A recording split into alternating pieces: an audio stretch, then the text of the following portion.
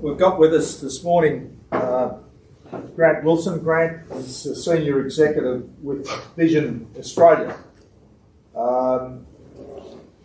When I think of Vision of Australia, I always think of the Victorian Institute for the Blind, a very important organisation in Melbourne that's blossomed from there. And of course, we also associate that and Vision Australia with carols by candlelight. But what Vision Australia does now is much broader than the situation originally with the Victorian Institute for the Blind.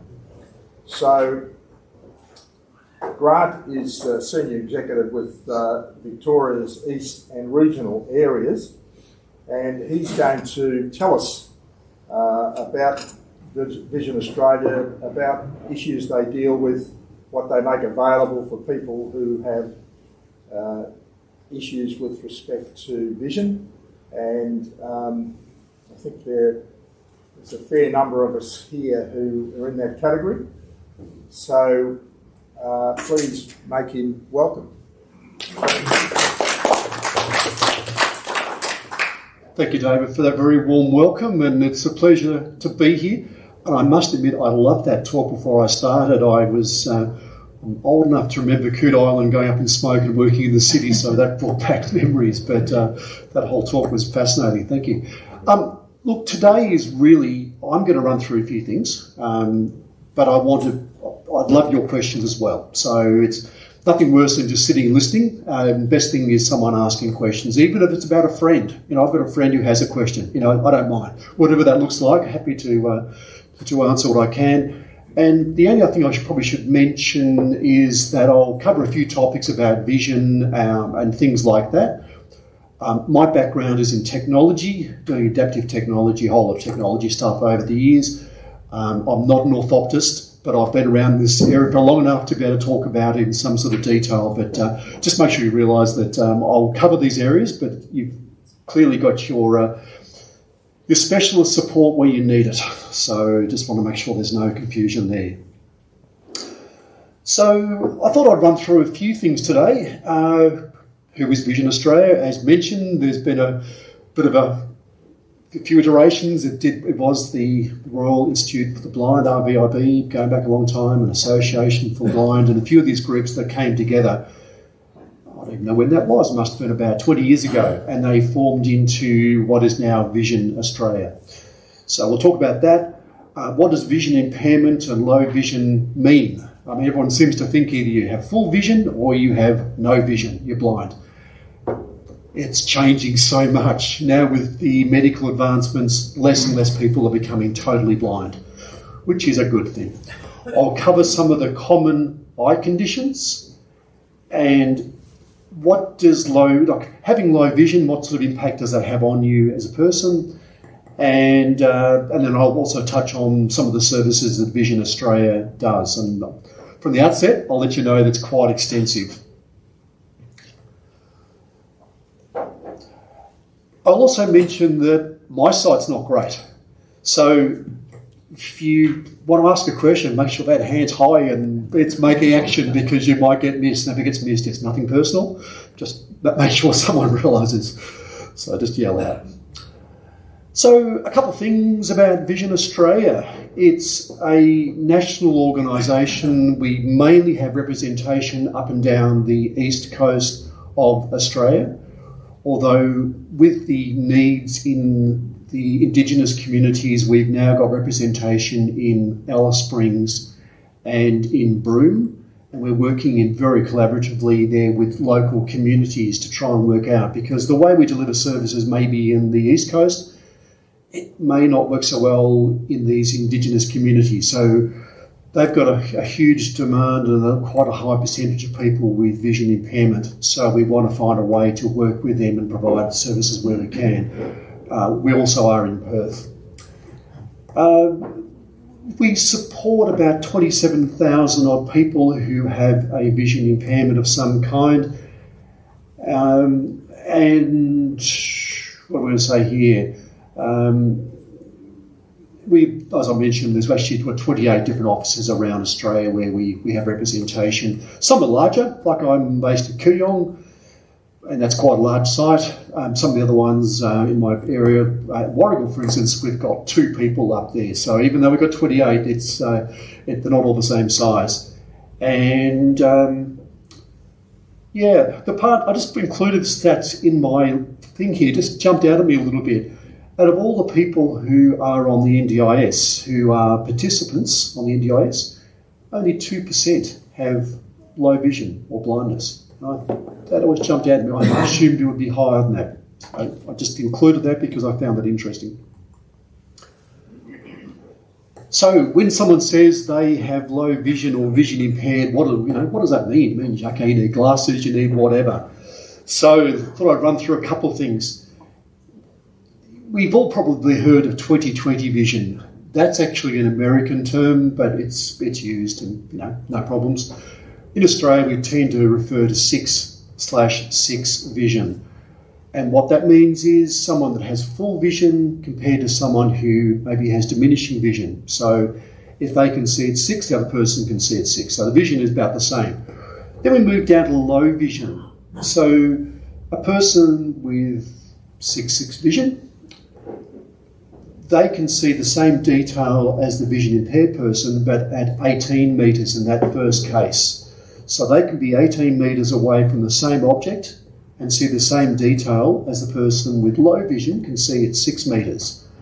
And then we move into what's called legally blind, which means that the vision you have at that point, it's not really worth having, in that you can see enough, but it's decided that you need sufficient support, so they refer to that as being legally blind. So as with the previous one, someone with full vision can be standing 60 metres away, and the person who is legally blind can be 6 metres away from the same object and see roughly the same amount of detail. So if you think about that, if someone walks in the room, the person with 6/6 vision, maybe at the door over there, could say, that's David just walked in the door, I recognise his face and whatever else. The person who's legally blind may see a person walk in the door but have no idea who that person may be. Then you move down, significantly low vision, 120 compared to 6, and then right down to someone who's blind who may only have be able to see fingers move, or they may have light perception, or they may have no vision at all. Most people tend to have some vision of some kind. They might be able to tell daylight from darkness and things like that. But there is others who don't see anything whatsoever. So some of the main types of eye conditions you've probably all heard of. There's macular, and that's often called age macular degeneration, but it changes. And then there's 2 different types of that as well, from wet and dry. So there's treatments for one, not the other. Then you've got glaucoma, diabetic retinopathy, retinitis pigmentosus, and cataracts. So they're probably the 5 main ones we see, even though there is hundreds of different reasons for people not being able to see, even down to an accident. They might get something in their eye. They might reach down to turn the tap on and get a branch damage their eye. I must admit, since working in Vision Australia, in my shed now, I have about 6 pairs of safety goggles. I don't lose them, but I just have them there. Every time I'm doing anything I think about work, I grab another one off the rack, put them on, and I just walk around. I become almost oblivious that they're on, but I've seen too many people end up as clients for the most trivial things, like you wouldn't imagine it's going to happen, but it does. So I just put them on and it becomes habit. Oh, nothing there. Let's try that again. Go back. I did not know why it looks like that. It's interesting. What's that one? Macula, I think, behind that thing. Yeah, macula. Yeah, sort of tucked in behind the other picture. Let's just move on to the next one and see if I can get a better picture come up. Okay, that's how they're all supposed to look, a bit like this. So on the right, you'll see a picture which is a pretty clear picture of some birds and things like that. And if we were talking about macula for the minute, I know it says glaucoma, but if you stick with me for a minute, if we're talking about the macula, a person who's got macular degeneration, what they tend to have is parts of the picture missing, like these blobs, they refer to them. So if you think about a line of text, it starts, it kind of stops, it might start again. And so if you think you've got these blobs or clouds in front of you, then that's what tends to happen. Now, examples I have here are fairly extreme examples, and I don't want this to be triggers for anybody who might have one of these conditions or know someone that has it, because I'm just giving examples, and it really does vary greatly between people and what treatment and when they catch it and things like that. But if you think about, like I just said, you've got parts of a line missing because you have macular degeneration. If we just make it bigger, everyone thinks, well, you've got bad eyesight, let's make it bigger and that's going to fix it for you. If you actually magnify a part that's missing, it doesn't actually help.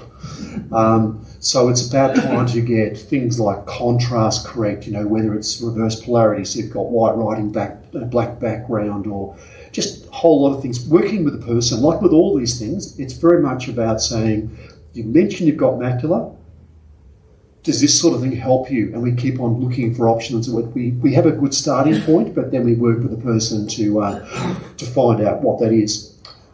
Glaucoma that we have up on screen now, this is one of those silent ones. You don't know you've got glaucoma until you've got it. It's one of those ones that sneaks up on you.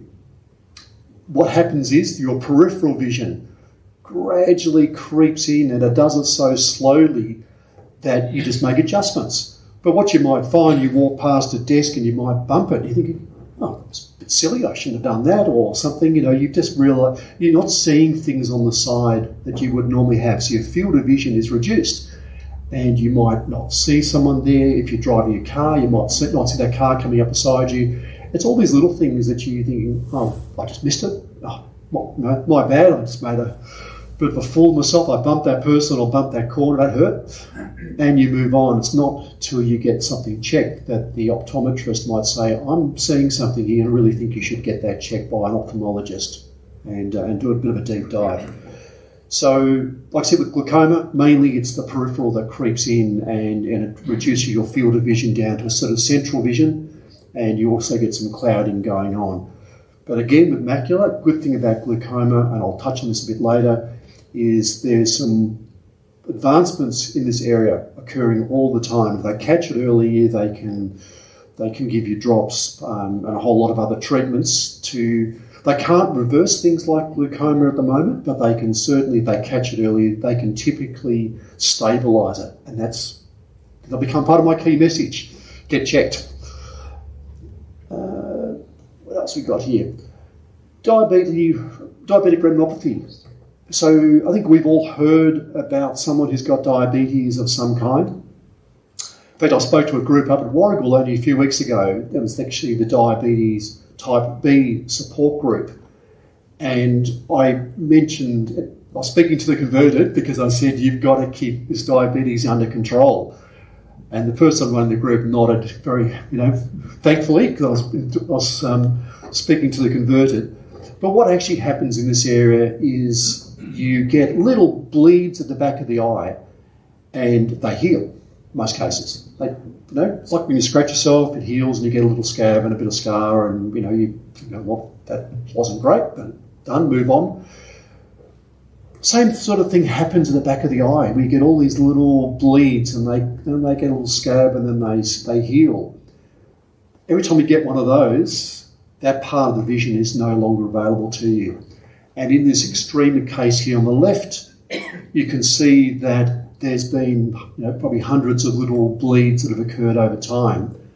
And to the point that you're looking through like a lattice fence. So if that analogy works for you, you've got all these bits missing all over the place and you can see bits and pieces through it. So that's why we really push people to, if they've got diabetes, don't let it, keep it under control. So things like this are minimised.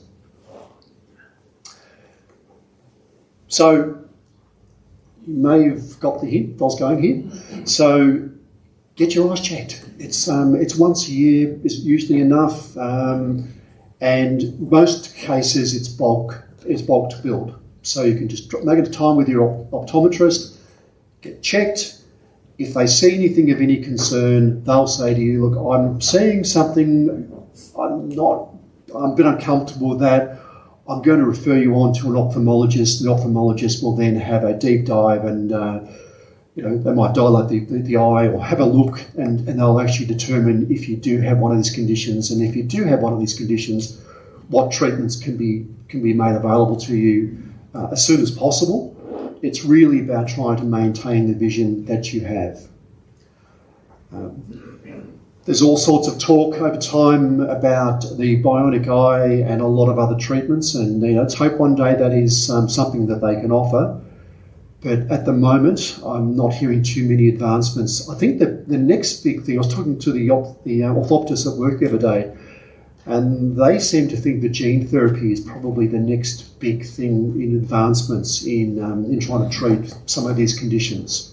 So fingers crossed. It'd be great if they can do some of that. It would be really good to be able to give people back some of this vision, or to stop it advancing to anything like it is at the moment.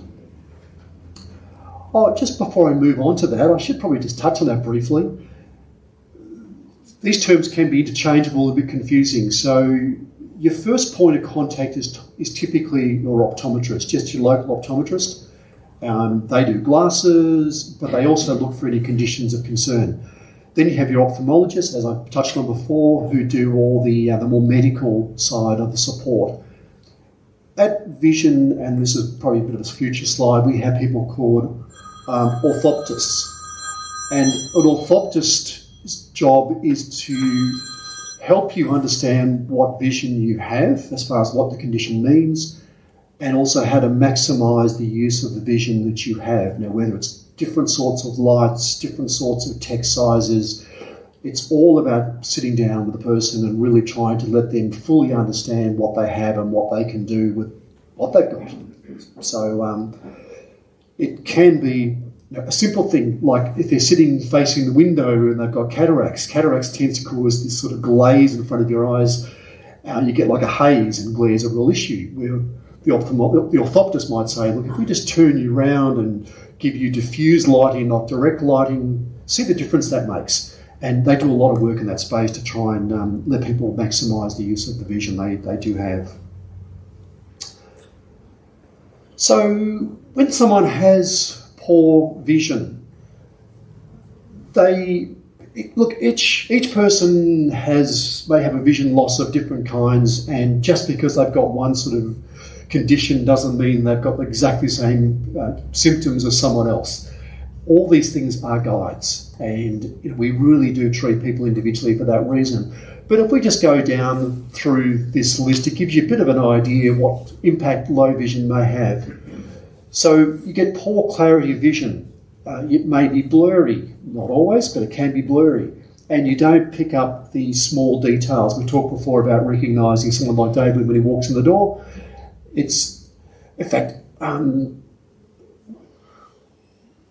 Women makes it difficult. That's the very best way to do this.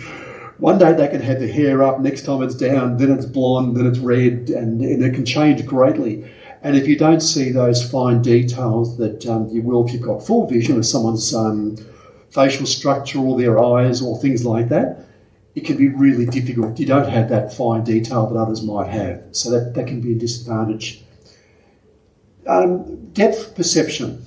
Someone can't tell if that step is 20 centimetres or 50 centimetres or even a metre.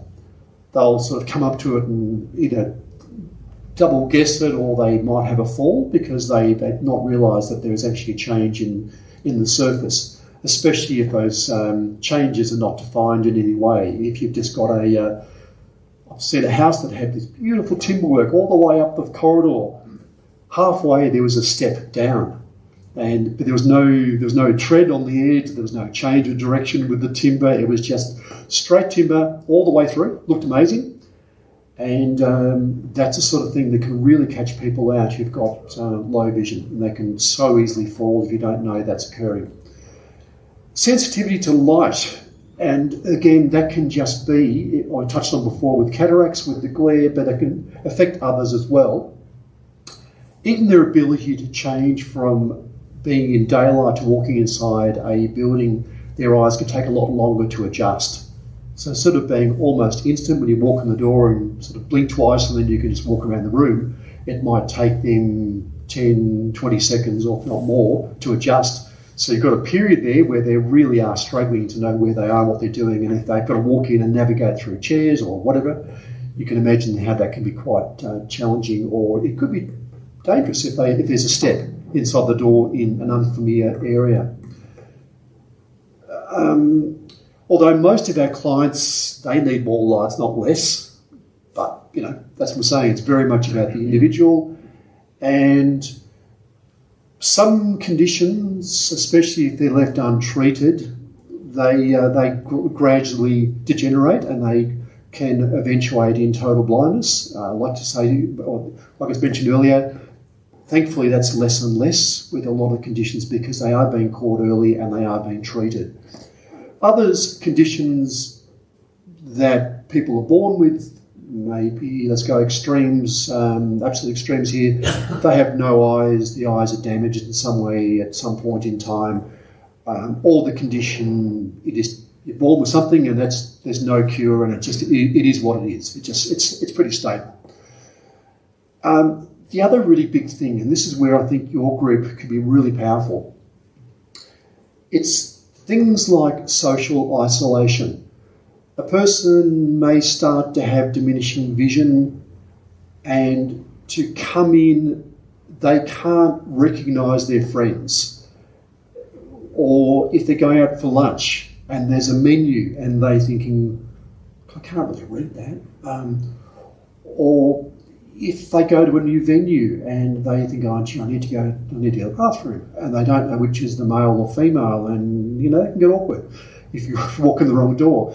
So a really big thing is, as someone walks in the door, you might sort of go, hey, you know, I'm picking on David because I just know him, but I might sort of say, hey, David, it's Grant, good to see you. And instantly that person feels welcome, that barrier is gone.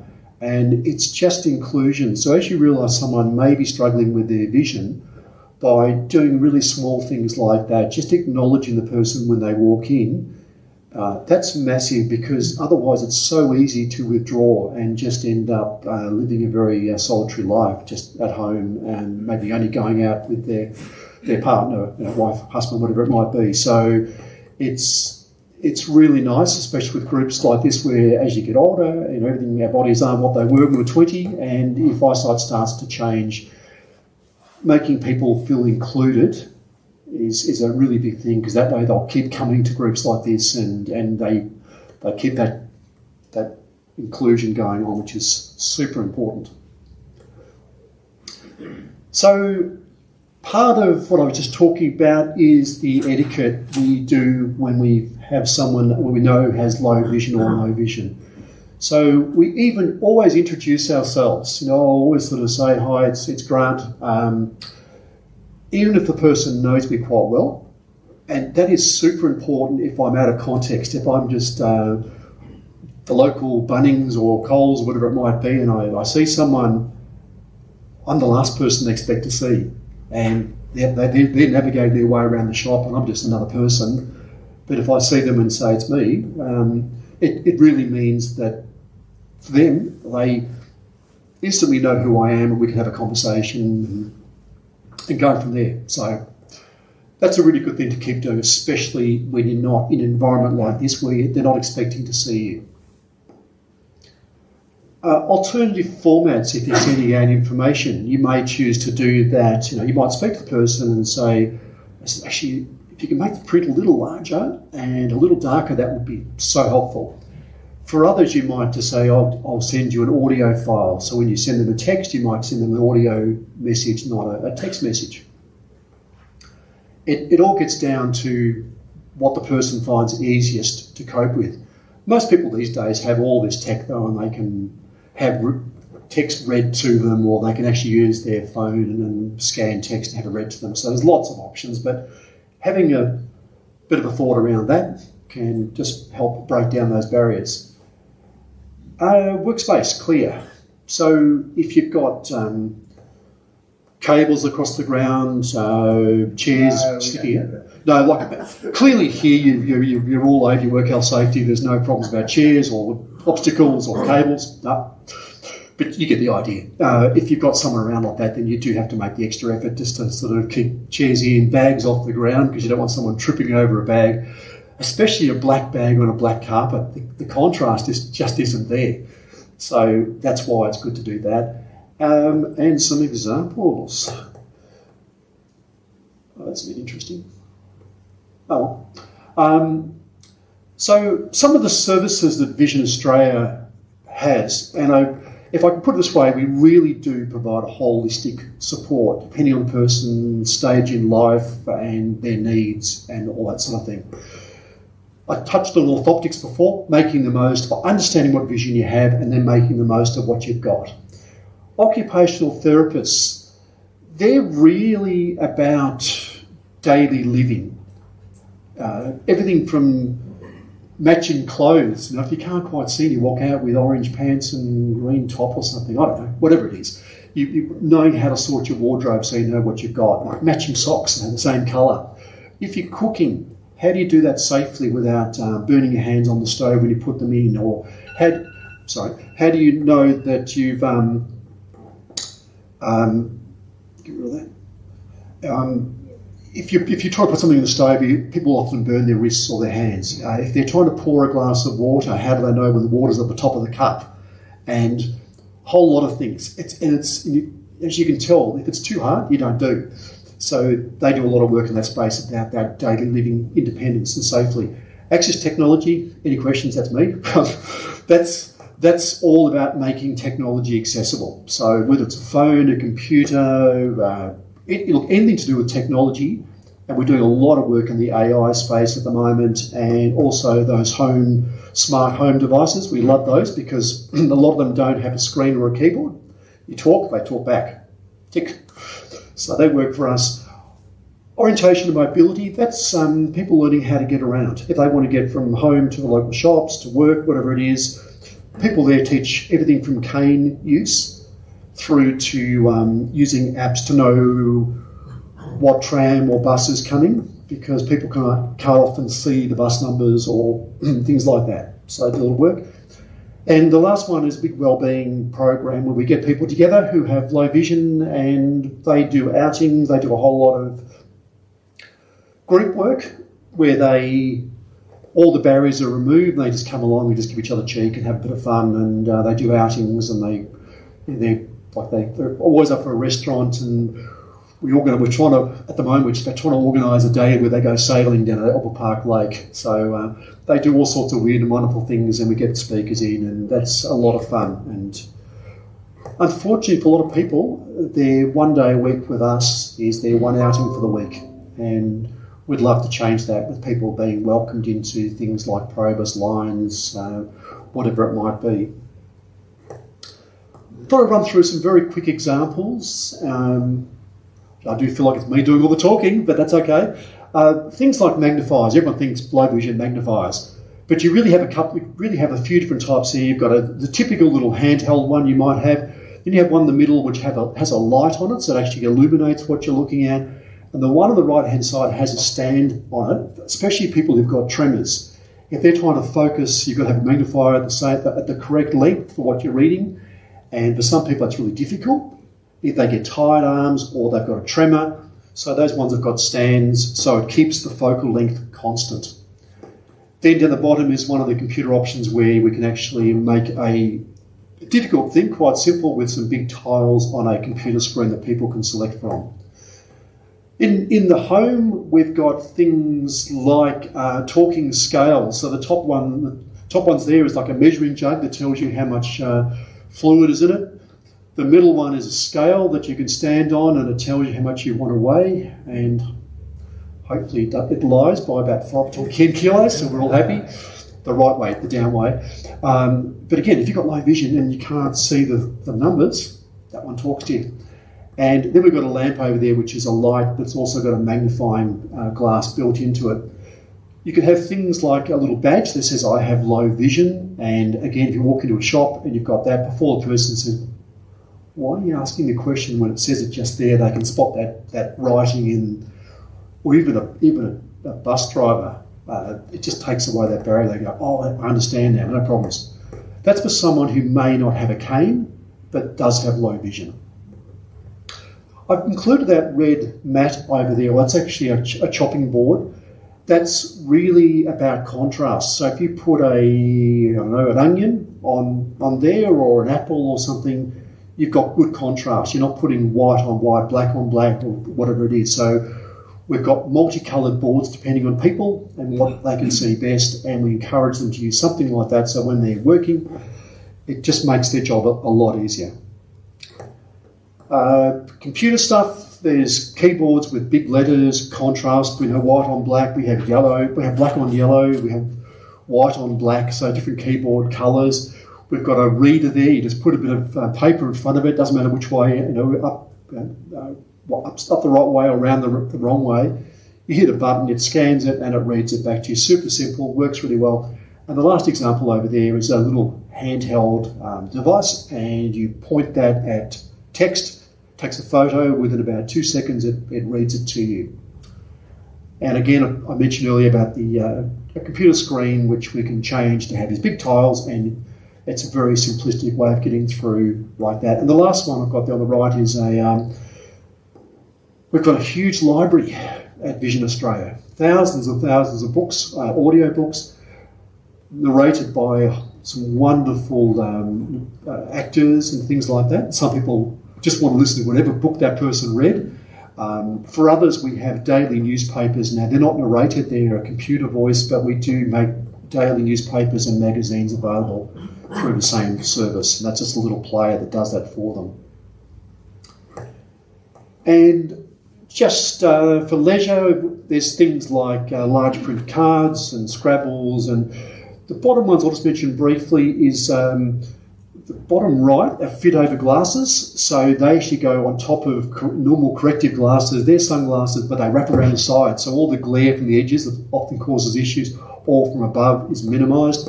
And the last ones we do over here is people often have audio description when they're walking along to say, turn left in so many metres or whatever it might be. These ones don't go onto the ears. They go onto the bones next to the ears. So your ears are still open. So walking down the street, if you think you've got your cane or whatever and you're listening to all these instructions, you won't hear that car if your ears are covered, or that person saying, watch out. So those ones, we sell those ones through the shop, and they go through the bone of the skull, and you hear that way, and it just makes life a lot safer.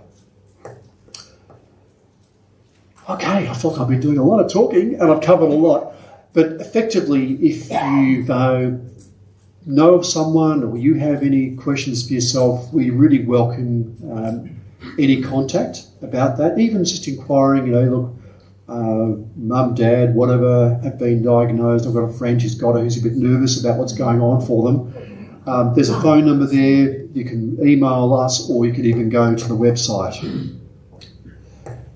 So, I got told off last time because I did a presentation and I didn't bring a dog. I brought a dog. So, we had to do it with seeing eye dogs, but I haven't got one with me today. I haven't brought one. Usually one of the trainers might bring a dog along, but not today. So thank you for listening, but if there's any questions, I'm more than happy to answer what I can for you. Guys, any questions for Graham? Yes. Yeah. I'm really interested in the association you might have with Indigenous communities in remote areas. Yes. In this area. And I just wonder whether the types of blindness or low vision that you see in those communities reflects the same sort of things that we see here, or if there's one major cause, or is there any difference in that? Yeah, great question. From what I've been reading, it seems to be diabetes is it's very prevalent in the Indigenous community. There's another condition which I cannot recall the name of it, but it's due to their water not being as pure as it should be, and there's some disease that's in the water. I apologise, I can't remember the name of that condition. Something we do not see in the major cities, because the water is just like tank water and things. They do have some of the impurities, which is becomes a condition that affects the vision as well. But I think diabetes is probably the primary one, and it's very prevalent in those communities, unfortunately. You may have been thinking of rickettsia, or called sandy blight. They get that in Central Australia. Yeah, that's it. I think that's it. Yeah. Yeah. It's quite common. Yeah. Mm. But the difficulty with the Indigenous community too is they tend to try and support each other, or it's difficult. They may not go and drop into the optometrist once a year and get checked, and then engage with the ophthalmologist to do that. Those services just aren't readily available, or there may be some education around that we need to share. So it's, for us, we feel really passionate about getting into those communities and trying to raise awareness and remove the stigma of someone having low vision. There is things we can do to help, and so by being immersed in those communities and building the trust is a big part of our journey. Do you have Aboriginal staff in those areas? We do, and we've had, in fact, in my team, we've had a couple of students who were doing orthoptics, and so they came in and spent some time with us. And I think there's, like, I'm guessing now, I think it's about 15 or 20 Indigenous people that I'm aware of that work around the organisation, and we're definitely open to anyone applying. So that's something we'd welcome. Joe? Yep. Yep. Liz. Oh, sorry, Leslie, call you. Two quick ones. Yeah. First of all, how do you qualify for a carer if you're low vision? Look, that gets back to things like if you become an NDIS participant, if you're registered with the NDIS, then you can get a support worker as part of your package typically. Then there is, on the home care package, again, you can reach out, get some carers to support you. Within Vision Australia, we set up things, we have like peer supports. We get people who have low vision that can talk to others and said, it's someone with vision impairment or blind talking to someone who's vision impaired or blind. It's a different conversation because they kind of get the challenges. But your question, I suppose, about having a carer that's paid for, then it gets down to... Take you shopping or whatever. Yeah, and that's where a lot of people have a support work of some kind. Now, that's more prevalent in the NDIS space because their package will often cover that support. And depending on what level of the aged care that you're under, you can also get some support there as well if you need to. But it all depends if you're on level 1 through to level 4, how much funding is available. And yeah, I guess that's probably the best answer I can give. I think there's local councils too. Great point. Yep. They provide that type of assistance. They do, but they do it in very, very different ways. Yeah. Some councils, like I was out with the Dandenong Council talking to one of the councillors only late last week, and they're very committed with their in-home supports and carers, where a lot of councils now are getting out of that space and they're handing it over. So it is available, but not all councils, unfortunately. Terrific talk. I like your slide. You're the technology guy. Bats can fly in the dark without bumping into things, and maybe cars can drive on the road without bumping into things. How's this going to be evolved to help people who can't see too well? Look, we do a lot of work, as in we're always looking around people who've done this sort of area. There's a couple of things that comes to mind initially. There's some people that do a thing called echolocation, where they click their mouth, they hear a noise, and they hear the sound bounce back. And based on that, they can determine how far they are from something. What we've also got is quite a few different aids that have a sonar that goes out, And as you get closer to an object, the haptic feedback in that device, the speed of that increases. A bit like the reversing sensors in your car, that as you put your car into reverse or for whichever car you've got, but you as you get close to an object, those beeps increase. The devices, we have a few canes and a few other things that have a haptic, so it actually goes like tap, tap, tap on you. You actually feel the vibration in the device, and that will tell you as you approach objects. If I was a blind person, I'd get the gadget out of my car, it would point in the direction, and it would tell the blind person where the car was coming along the road. That technology exists. It does. There's already canes that have that, or there's a handheld device that you can hold, and it does give you that haptic feedback. I'm just wondering. Yeah, no, good question. And I think that's very much part of it.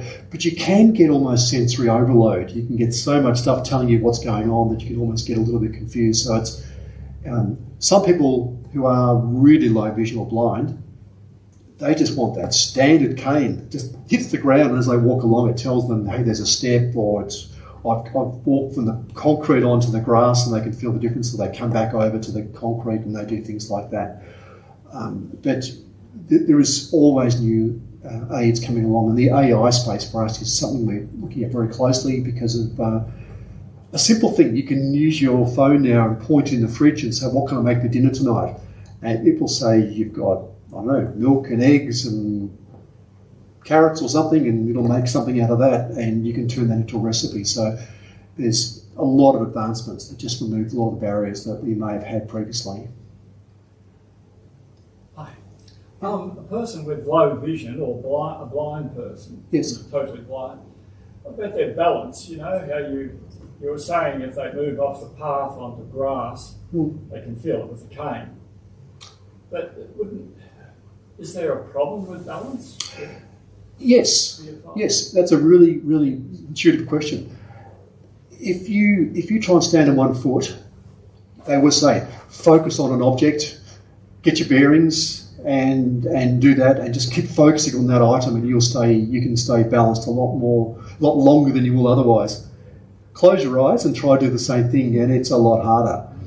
So it becomes a different thing. It's a lot more challenging, especially someone who's totally blind, to balance. But that's why we have the physios at work. They often get people who are blind or really low vision to practice that a lot more than they would otherwise. Even little things will say to someone, if you're at the sink, just go up on one foot and just get used to balancing on one leg. And it is just, you feel your body moving, you can feel the balance changing, but you don't have that reference point. So it does take a bit more effort to get that same balance. So yeah, that's a very good question. Here again. Yes. So has there been any studies on the effect of children watching a lot of iPads or close-up on TV? Yeah, okay. Again, I'm not the ophthalmologist here, but from what I've been told, the biggest challenge they've got, and I've always been told this, apart from physically being bent over and getting rounded shoulders, but with your vision, apparently it's really important to do close-up distance. Every hour you spend a minute or two just looking up and looking at, because if you constantly look at a short distance, they're actually saying they're thinking that a lot of children will end up having to wear glasses because their eyes haven't developed properly over the years, where they're out there doing sport and running around or reading the whiteboard or whatever it might be. So yeah, there is real concerns about that. I don't think it will be really detrimental as far as them losing their vision, but they may have to wear glasses at an earlier age to correct, the habit of what's occurred because of that long exposure to very short focal lengths. Grant, if you go to an ophthalmologist, one of the things that they seem to be very interested in is the pressure in your eyes. Yes. Can you just enlighten us a bit as to what the significance of that is? Yeah, look, glaucoma, one of the key symptoms of glaucoma is increased pressure in the eye. It's usually one of the earliest signs that you may be prone to glaucoma. So when you go along and they check it and if it's elevated, they will try and bring that back down to a manageable level to minimise the chances of you getting glaucoma or your glaucoma advancing beyond where it is now. So there's a lot of talk. I actually attended a glaucoma conference about a year or two back, and they're trying to work out whether it's chicken and the egg syndrome. Is the pressure causing the glaucoma, or is the pressure like the result of glaucoma? And one of the scientists were actually looking at whether the brain is not realising that the eye is at a sufficient pressure and trying to bring it further up. Said, oh, your eyes pressure is too low, I'm going to fix that, and actually puts it beyond where it should be. And that's the sort of areas they're looking at now. So instead of just treating the pressure and bringing it down, they're trying to work out why the pressure is coming up in the first place. So there's some much smarter people than me looking into all that, but that's just, it's a fascinating area, but that's why they ask. That's why they're so interested in pressure, to try and catch it early. Yeah. For many years now I've been getting migraine. Okay. And one of the first symptoms of the migraines I get is an aura. Okay. Partial blindness. Yes. And is there any way of fixing that? That one's outside of me, unfortunately. I'm not sure. I'd hope there is. I really don't know the answer, unfortunately, to that one. That's probably getting a bit too deep into medical areas for me, but that'd be a really good question for your ophthalmologist. I've got macular deterioration. Okay. Are there any specific things in Vision Australia to assist that? Yeah, like I said, everyone with macula has it slightly differently. It affects people in all sorts of different ways, and that's why I was concerned, and I inadvertently did that once before in a presentation. I showed a picture of macula where there's basically no vision left, and it really it had a real impact on someone in the room, and that was unfortunate, but wasn't the intent. So that's why I now stress that my examples are extreme. They're not typical, and it's just where things can go if not treated. So at Vision, we would look at presenting you'd bring some material with you that you may like to read, whether it's a book or a newspaper or something like that, and we try and work with you to work out what sort of text size works best for you, what colours, whether some lighting changes might help you, and then it gets down to things like colour selection. Sometimes colours can become a bit more challenging to actually know exactly what colours you're looking at. It may be just dark blue and black, but there can be, depending on the person, that can all change that. So it's really about where you are on that journey. We'd make sure that you're getting the right medical support. We'd chat to you about that. And then, depending on what level of support you need, whether it's any of those areas, from OT through to mobility to whatever it might be, we just sort of wrap all those supports around you and provide support where it's needed and step back where it's not. So it would really be about us making sure you get the supports that you need and you're getting the right medical intervention. Like, we'd make sure that you are connected with the right people. Yeah, Grant, I mean, they seem to, from there's a difference between wet and dry. There is. And in terms of the possible seriousness of it. Yeah.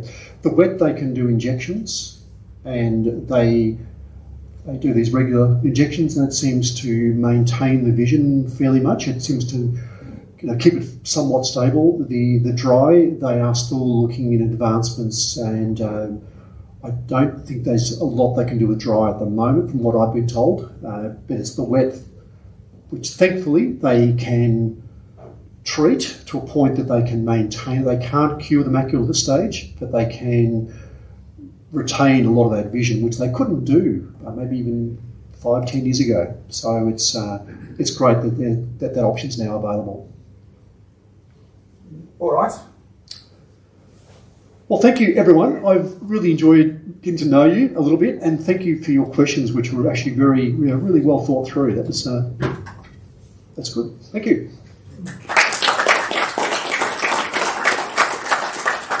Grant, there's a little bit of wet to take with you. It's an example of how safe we are here. There we are. Thank you very much. Thanks very much for your presentation. It was very, very informative, and you're all doing a fantastic job with Vision Australia. It's a great organisation, and I'm sure the community support will continue. So thank you. Thank you.